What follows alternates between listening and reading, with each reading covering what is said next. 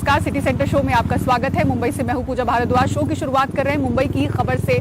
मुंबई की entry points पर toll collection को लेकर राजनीति तेज हो गई है। उद्धव ठाकरे गुट नेता आदित्य ठाकरे ने ईस्टर्न एक्सप्रेस हाईवे और वेस्टर्न एक्सप्रेस हाईवे पर टोल को बंद करने की मांग के साथ बीएमसी कमिश्नर को पत्र लिखा है। साथ ही ऐलान किया है कि अगर उनकी सरकार आती है तो टोल को खत्म कर दिया जाएगा। उनके इस ऐलान के बाद किस तरह से बीजेपी और दूसरी पार्टियां हमलावर हैं, दिखाते हैं सोहित मिश्रा की इस रिपोर्ट में।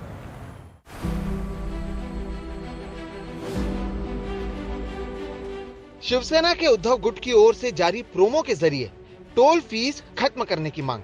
उद्धव गुट के विधायक आदित्य ठाकरे ने आरोप लगाए हैं कि जब मुंबई की सड़कों की देखरेख का काम बीएमसी कर रही है तो एमएसआरडीसी टोल कैसे जमा कर रही है। क्योंकि बीएमसी की ओर से स्ट्रीट टैक्स इकट्ठा किया जाता है तो मुंबई करों से अब ईस्टर्न एक्सप्रेस हाईवे और वेस्टर्न एक्सप्रेस हाईवे पर टोल नहीं वसूला जाना चाहिए। तो हम सारे मुंबई कर काफी सारा टैक्स भरते हैं, शायद देश में नंबर 1 पे मुंबई हो। अगर ये बात सही हो तो फिर आज भी अगर मेंटेनेंस की जिम्मेदारी मुंबई महानगर पालिका की हो तो फिर हम टोल क्यों भर रहे हैं? जो एडवर्टाइजमेंट की होर्डिंग्स है उसका सारा रेवेन्यू क्यों राज्य सरकार को जा रहा है?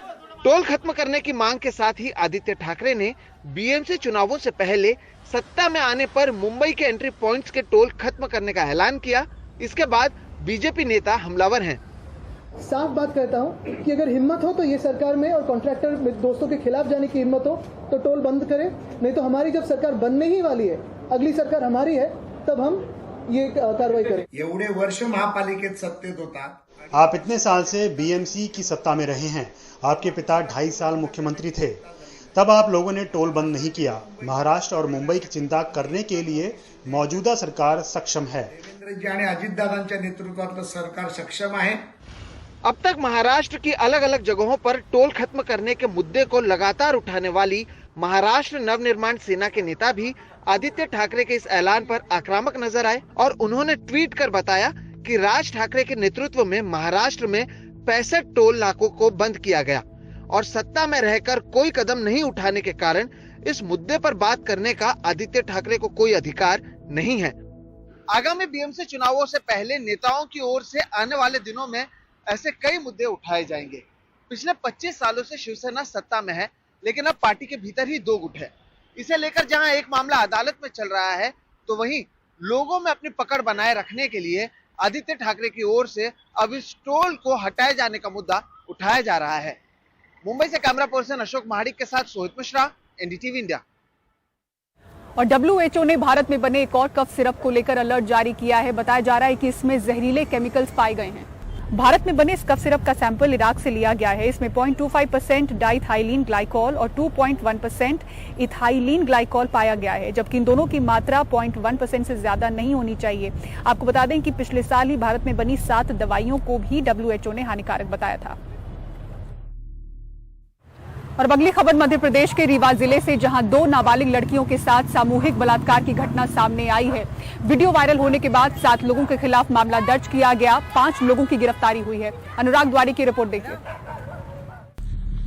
रीवा जिले के हनुमाना थाना इलाके में 2 नाबालिग चचेरी बहनों के साथ 7 आरोपियों ने जंगल में बलात्कार किया, वीडियो बनाया, धमकी दी शिकायत करने पर वीडियो वायरल कर देंगे। बाद में वीडियो वायरल भी कर दिया। इसके बाद पुलिस हरकत में आई और मामला दर्ज किया।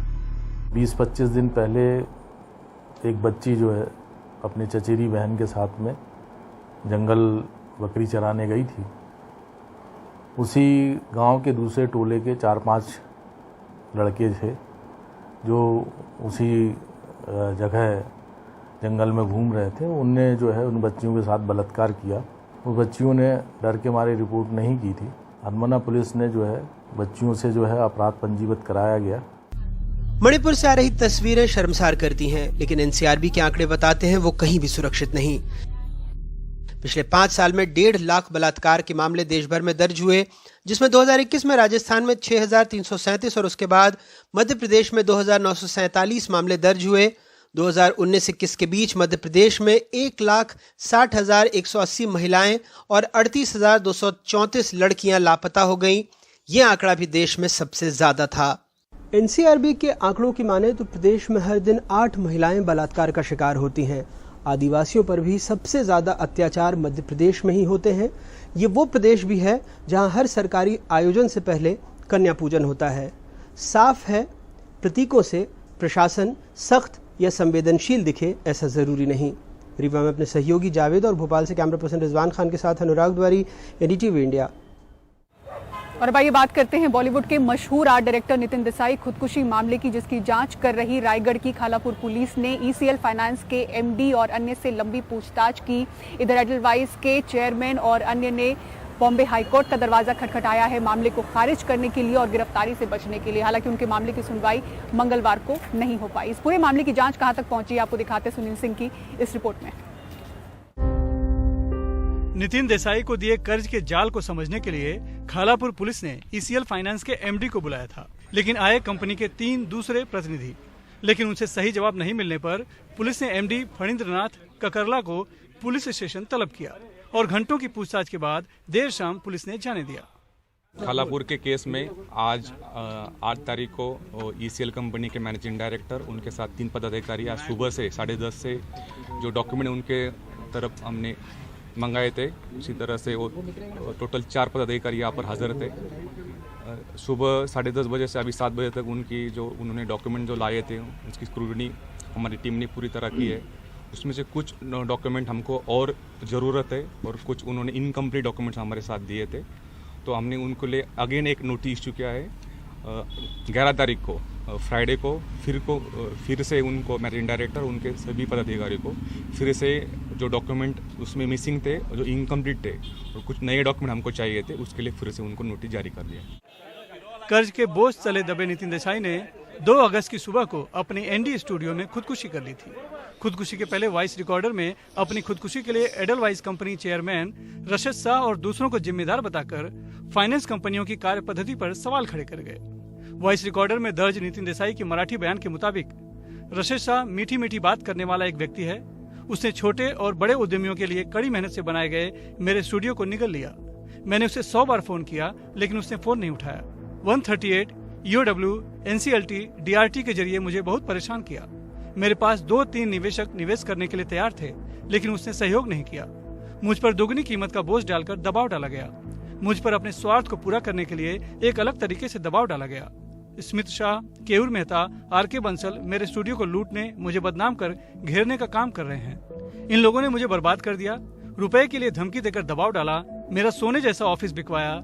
एक मराठी कलाकार को मारने का काम इन नराधमों द्वारा किया जा रहा है। साजिश कर, दबाव डालकर मुझे बर्बाद किया, मेरी इच्छा न होते हुए भी करने के लिए मजबूर किया। ये वो अहम रिकॉर्डिंग है जिसके बिना पर रायगढ़ पुलिस खुदकुशी के लिए उकसाने का मामला दर्ज कर जांच कर रही है। मामले में एडलवाइस कंपनी के चेयरमैन रशद शाह सहित स्मित शाह, केयूर मेहता, RK बंसल और जितेंद्र कोठारी को भी आरोपी बनाया गया है। हालांकि कंपनी की तरफ से जारी बयान में कर्ज देने से लेकर उगाही तक में कानूनी प्रक्रिया का पालन करने और जांच में सहयोग करने का दावा किया गया है। कंपनी के मुताबिक मामले में NCLT की मुंबई पीठ ने 25 जुलाई 2023 को अपने फैसले में नितिन देसाई की company ND art world private limited के खिलाफ कॉर्पोरेट दिवाला समाधान प्रक्रिया शुरू करने का आदेश दिया है। ND आर्ट ने इसके खिलाफ दिल्ली में NCLT की प्रधान पीठ में अपील की थी, जिसे पीठ ने 1 अगस्त 2023 को खारिज कर दिया था। आर्ट डायरेक्टर नितिन देसाई ने करजत में अपने ND स्टूडियो के लिए 180 करोड़ रुपए कर्ज लिया था, जो कि बढ़कर 252 करोड़ रुपए हो गया है। कर्ज का दबाव वो सह नहीं पाए और खुदकुशी कर ली। नतीजा अब एडलवाइस कंपनी और उसके अफसर आरोपों के घेरे में है। खालापुर से कैमरामैन राजन दयाल के साथ सुनील सिंह, NDTV इंडिया के लिए। और महाराष्ट्र में RTI के जरिए बड़ा खुलासा हुआ है। एंटी करप्शन ब्यूरो 360 से ज्यादा कथित भ्रष्टाचार के मामलों में जांच के लिए राज्य सरकार की अनुमति का इंतजार कर रहा है। सबसे ज्यादा CM के शहरी विकास विभाग में 90 मामले लंबित हैं। विपक्ष सवाल उठा रहा है, देखिए रिपोर्ट। भ्रष्टाचार के 364 मामले जांच के लिए महाराष्ट्र सरकार की मंजूरी का इंतजार कर रहे हैं। RTI कार्यकर्ता जितेंद्र घाटगे द्वारा दायर एक RTI के जवाब में भ्रष्टाचार निरोधक ब्यूरो यानी कि NCB महाराष्ट्र ने खुलासा किया है कि मार्च 2023 तक राज्य सरकार ने भ्रष्टाचार निवारण अधिनियम 1988 की धारा 17A के तहत कथित भ्रष्टाचार के 364 मामलों की जांच की मंजूरी नहीं दी है। खास बात यह है कि इनमें से 356 मामलों की जांच की मंजूरी 120 दिनों से लंबित है। RTI आंकड़ों के अनुसार CM का शहरी विकास विभाग लगभग 90 लंबित स्वीकृतियों के साथ सूची में सबसे ऊपर है। इसके बाद राजस्व विभाग 45 और ग्रामीण विकास विभाग 41 लंबित मामलों के साथ सूची में है। इसका मतलब कहीं ना कहीं जो सरकार है, जो बड़े अफसर है, वो अपने लोगों को प्रोटेक्ट करना चाहते हैं और इसलिए ये सैंक्शंस दे नहीं रहे। इन सैंक्शंस में से जो यूडी डिपार्टमेंट है, यूडी का सबसे ज़्यादा मतलब 90 सैंक्शंस यूडी डिपार्टमेंट में पेंडिंग है, जो खुद सीएम साहब का डिपार्टमेंट है।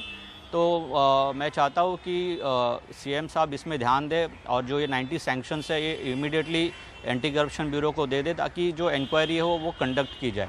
ये जवाब से यही साबित हो रहा है कि एंटी करप्शन डिपार्टमेंट ये सिर्फ नाम का डिपार्टमेंट हो गया है, क्योंकि अगर सिर्फ एक इंक्वायरी के लिए, ये एफआईआर भी नहीं है, ये प्रोसिक्यूशन भी नहीं है, सिर्फ इंक्वायरी के लिए परमिशन है।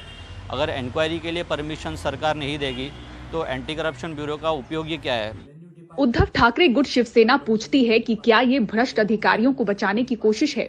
यह राज्य सरकार किन अधिकारियों को बचाना चाहती है? जो इनके पास जाता है उस पर तो किसी प्रकार की कोई कार्रवाई नहीं होती, और जो इनका विपक्षी होता है उसको आपने सुना होगा कि ईडी, सीबीआई, इनकम टैक्स का डर दिखा के जेलों में डाल दिया जाता है। तो महाराष्ट्र की वर्तमान राज्य सरकार किन अधिकारियों को बचाना चाहती है? एसीबी को क्यों परमिशन नहीं दे रहे कि वो जांच को आगे बढ़ाए? कितनी जांच तो ऐसी जो 120 दिनों से ज्यादा का समय बीत गया है जो परमिशन एसीबी नहीं ले पा रही है राज्य सरकार से। और 360 केसेस कोई छोटे मोटे केसेस नहीं होते हैं, कितने बड़े बड़े अधिकारी इसमें लिप्त होंगे। तो यह दुर्भाग्यपूर्ण है, चिंता का विषय है। राज्य सरकार को जवाब देना होगा।